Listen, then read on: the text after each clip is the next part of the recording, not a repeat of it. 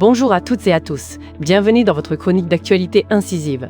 Aujourd'hui, on fait le point sur une situation tendue en Centrafrique. Je suis avec notre journaliste de terrain, Lucie. Bonjour Lucie. Bonjour Adèle, bonjour à nos auditeurs. Adèle, la tension est palpable en Centrafrique. Un incident vient de se produire dans le Haut-Mbomou, un choc direct entre des combattants étrangers, ces fameux mercenaires russes, et des soldats de nos propres forces armées centrafricaines. Cet événement a poussé Martin Ziguélé, une figure majeure du Man-Malpé, à prendre la parole. Il demande des explications claires à la Russie sur le comportement de ces hommes sur notre territoire. Des explications, Lucie? C'est le moins qu'on puisse attendre quand on parle d'un partenariat militaire censé apporter la stabilité et qui, de toute évidence, semble déraper.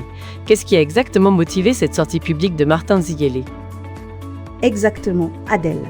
Ce partenariat entre Bangui et Moscou, il est sous haute surveillance. Et après ce qui s'est passé à Zemio, l'opposition démocratique ne cache plus son exaspération face au manquement de ces groupes de sécurité étrangers, notamment Wagner. Martin Ziguélé, qui parle au nom du Bloc républicain pour la défense de la Constitution et qui est aussi le chef du Man-Malpé, ne cache pas son désarroi. Il rappelle avec force qu'une mission qui était supposée protéger nos citoyens a fini par coûter la vie à une personne innocente et a même mis hors de combat, temporairement, un de nos militaires centrafricains. C'est inacceptable pour lui. Inacceptable, c'est le mot juste, Lucie. Et il remet au centre des discussions un point fondamental, la souveraineté de notre pays. Qui est censé assurer la sécurité sur notre sol?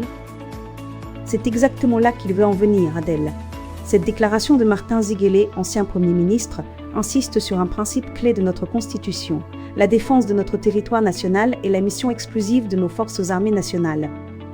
Il est catégorique là-dessus. Pour lui, les autorités de Moscou doivent impérativement agir pour que leurs auxiliaires respectent une discipline rigoureuse.